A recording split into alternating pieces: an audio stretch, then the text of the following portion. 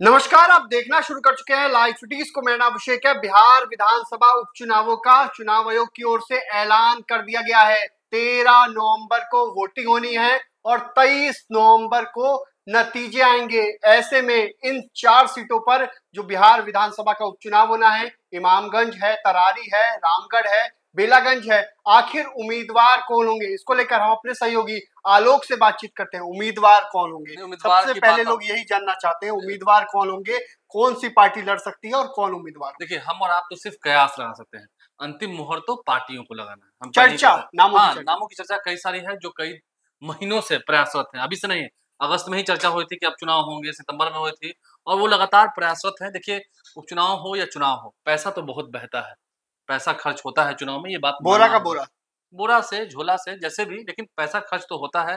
बिना पैसा खर्च किए हुए चुनाव अब जीत नहीं पाइएगा। अब वो वाली क्रांति पता नहीं कहाँ गायब हो गई है। चलिए, बात अलग है। इस बार तो प्रशांत किशोर की पार्टी भी अनाउंस कर रही है। कल प्रशांत किशोर की पार्टी की ओर से उनके 4 उम्मीदवारों के नाम की घोषणा हो जाएगी। चलिए, वो तो कल हम देखेंगे प्रशांत किशोर की पार्टी की ओर से कौन थे।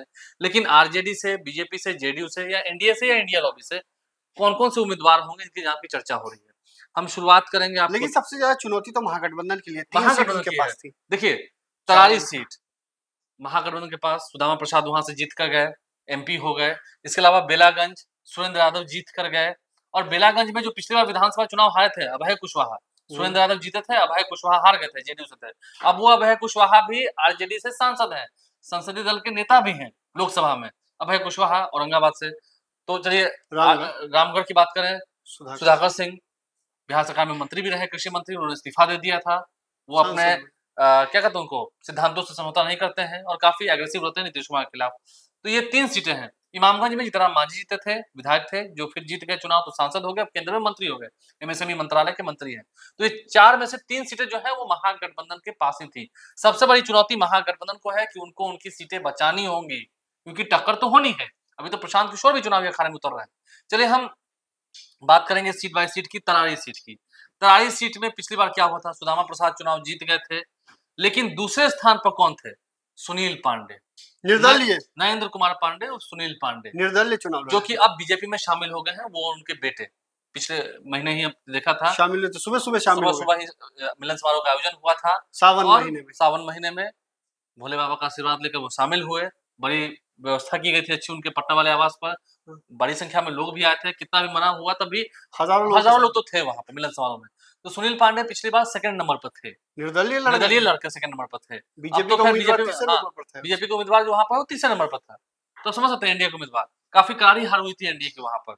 लेकिन उस वक्त परिस्थितियां कुछ अलग थी। सुदामा प्रसाद लेकिन 11,000 वोट से जीते थे, ठीक है, अब तो सांसद भी हो गए हैं। लेकिन अब इस बार माले से वहां पर जो चर्चा है, राजू यादव वहां से चुनाव लड़ सकते हैं।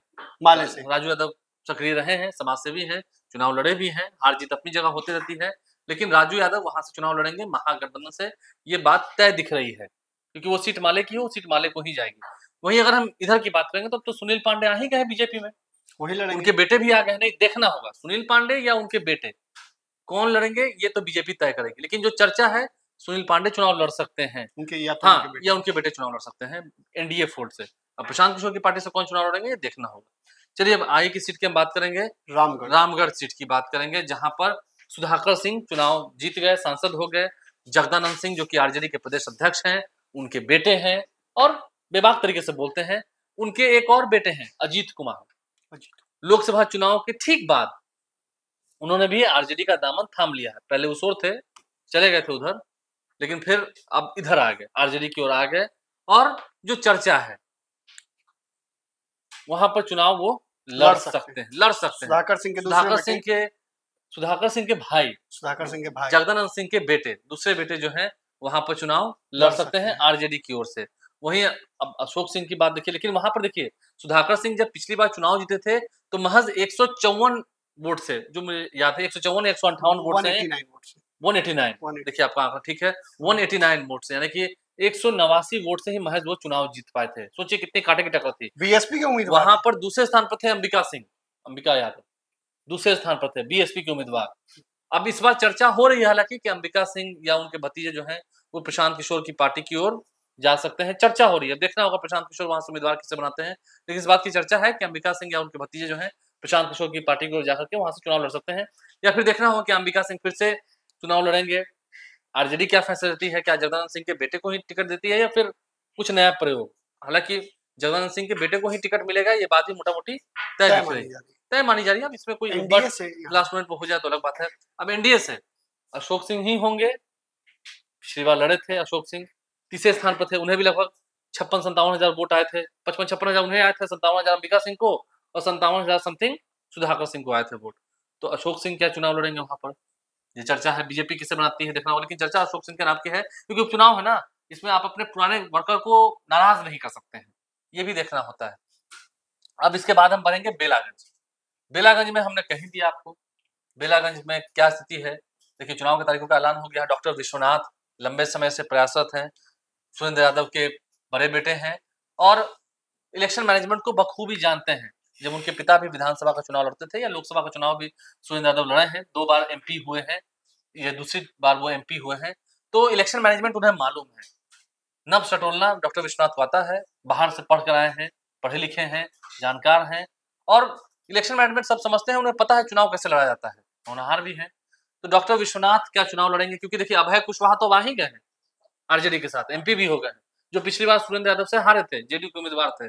तो वैसे में अभय कुशवाहा भी इधर, सुरेंद्र यादव की शक्ति भी जहानाबाद में एमपी है, गया में भी आप समझ सकते हैं, बेलागंज में। तो डॉक्टर विश्वनाथ का चुनाव लड़ना तय माना जा रहा है। ऐसे चर्चा विनोद यादव की भी होती है, लेकिन विनोद यादव कहें या विनोद यादवेंदु कहें, उनका नाम है, एक्स एमएलए रहे हैं, उनके नाम की भी चर्चा होती है, लेकिन देखना होगा उनका स्टैंड क्या होता है, आरजेडी का स्टैंड क्या होता है, क्योंकि निगाहें जेडीयू पर भी होगी। जेडीयू की ओर से अशोक चौधरी बिहार सरकार के मंत्री हैं, उन्होंने क्या दिया था, आज ही बाइट में मीडिया से मुखातिब हुए थे, वो नीतीश कुमार से मीटिंग करके आए थे, क्योंकि झारखंड में भी विधानसभा चुनाव की घोषणा हो चुकी है, वहां 2 चरणों में वोटिंग होनी है, 13 नवंबर को और 20 नवंबर को। 23 नवंबर को वहां वोटों की गिनती होगी, वहां भी नतीजे आएंगे 23 नवंबर को, यहाँ भी नतीजे 23 नवंबर को ही आएंगे। तो उन्होंने कहा कि बेलागंज में तो हमारी पार्टी चुनाव लड़ेगी, इमामगंज में जीतन मांझी की पार्टी, बाकी 2 जगहों पर बीजेपी। तो एनडीए में ये सीट शेयरिंग वाला कोई लोचा नहीं है, बेलागंज की सीट जो है वो जेडीयू के पास जाएगी। आप जेडीयू से देखना होगा, क्योंकि डॉक्टर विश्वनाथ की हमने चर्चा कर ली है, डॉक्टर विश्वनाथ प्रबल दावेदार हैं, उनके नाम की पूरी जब चर्चा है, सुरेंद्र यादव भी एमपी हैं और लहर कैसे बनाया जाता है, कैसे माहौल बनाया जाता है, ये सुरेंद्र यादव को भली भांति आता है। लालू परिवार के करीबी भी हैं और ईमानदार तो हैं ही, पार्टी के प्रति समर्पित भी हैं। ठीक है, चलिए अब हम जब एनडीए फोल्ड की बात करें, क्योंकि जेडीयू फोल्ड की बात करें, तो उधर से क्या सच में पहले चर्चा थी 2 महीने पहले तक कि मनोरमा देवी एक्स एमएलसी जो पिछली बार विधानसभा चुनाव लड़ी थी, क्योंकि वहां से लोजपा चुनाव लड़ गई थी अतरी से, हाँ, तो इसलिए उनकी हार हो गई थी, वहां आरजेडी जीत गई थी और उनकी चुनाव में हार हो गई विधानसभा चुनाव में। लेकिन वो तो एक्स एमएलसी, उनकी चर्चा थी कि मनोरमा देवी स्वर्गीय बिंदी यादव की पत्नी है, बिंदी यादव बड़े नेता थे जेडीयू में, मजबूत स्तंभ थे, उस जहानाबाद की अगर बढ़ेंगे, गया को बढ़ेंगे तो खैर वो तो अब रहे नहीं, कोरोना काल में उनका निधन हो गया। तो मनोरमा देवी के नाम की चर्चा थी कि मनोरमा देवी चुनाव लड़ सकती हैं, लेकिन हाल ही में आपने देखा एनआईए की रेड हुई है, फिर कैसे रिश्वत देते हुए एनआईए के ही अधिकारी पकड़े गए हैं, डीएसपी फंस गया, निलंबित भी हुए। तो सोचिए, तार जब इतना जुड़ा है और बदनामी की बात है, क्योंकि बदनामी के दाग से नीतीश कुमार जरा डरते हैं, उनकी पार्टी थोड़ा डरती है। क्या मनोरमा देवी को ही टिकट मिलेगा? 2 महीने पहले तक परिस्थितियां थी, लेकिन अब इस एनआईए के रेड के बाद अभी कहा नहीं जा सकता है कि किसे टिकट दिया जाएगा। क्या विनोद यादवेंदु को लाया जाएगा इस ओर, या फिर से ठीक है कुछ भी हो, क्योंकि कहा भी जाता है कि बाघ के सामने बाघ को लड़ाएंगे। नीतीश कुमार जब 2005 में चुनावी मैदान में थे, जब वो सत्ता में आए थे, तो उस दौरान भी कई ऐसे बाहुबली नेता थे जो उनके साथ थे। अनंत सिंह देखिए फिर उधर ही है, आनंद मोहन उधर ही है, जेडीयू की ओर ही है। तो कहा जाता था कि बाघ के सामने हम बाघ को लड़ाएंगे ना, बाघ के सामने बकरी को नहीं लड़ाएंगे ना, ये कॉम्बिनेशन ठीक नहीं बैठता है।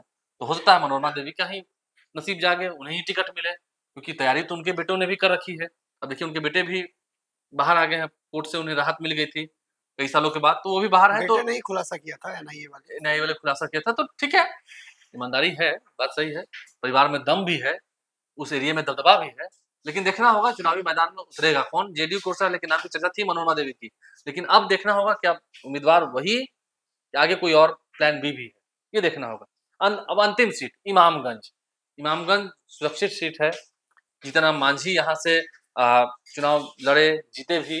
पहले इसी सीट से कई बार उदय नारायण चौधरी चुनाव लड़े, चुनाव जीते, बिहार विधानसभा के अध्यक्ष रहे, 2 बार विधानसभा के अध्यक्ष रहे, कई बार वो यहाँ से चुनाव जीते हैं। लेकिन उदय नारायण चौधरी चुनाव हार गए 2015 में भी और 2020 में भी, 2 बार वो चुनाव हार गए, विधानसभा अध्यक्ष थे।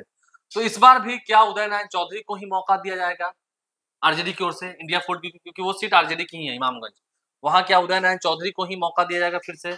हम नहीं कह सकते हैं ये इस पर, क्योंकि उनके नाम की चर्चा हो रही है, वही चुनाव लड़ेंगे। क्योंकि इस तरफ से जीतनराम मांझी किसे लड़ाएंगे, बेटे को या बहू को? संतोष सुमन की पत्नी है दीपा मांझी, उन्हें चुनाव लड़ाया जाएगा, या फिर उनके बेटे प्रवीण मांझी को चुनाव लड़ाया जाएगा इमामगंज से? ये डिसाइड जीतनराम मांझी को करना है, संतोष सुमन को करना है, क्योंकि संतोष सुमन भी बिहार सरकार में मंत्री हैं, पार्टी के राष्ट्रीय अध्यक्ष हैं, जीतनराम मांझी तो केंद्रीय मंत्री हैं।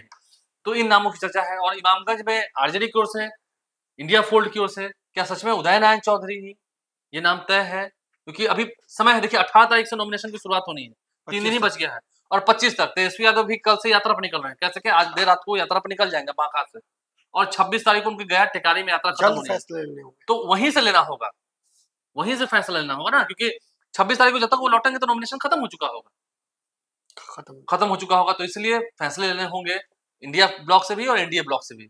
उम्मीद है जल्द से जल्द फैसले होंगे। लेकिन जिन नामों की चर्चा थी, चुनाव की तारीख के ऐलान के बाद, चुनावी तारीखों का ऐलान हो चुका है, उसके बाद हमने नामों की चर्चा फिर से कर दी है। मौजूदा परिस्थिति क्या है वो भी बतला दिया है इस वीडियो में। आप लाइव स्ट्रीम से बने रहे, हमने बता ही दिया है। हमारे चैनल को सब्सक्राइब कर लें। इस वीडियो को अगर आप फेसबुक के माध्यम से देख रहे हैं तो पेज को लाइक करना ना भूलें। धन्यवाद।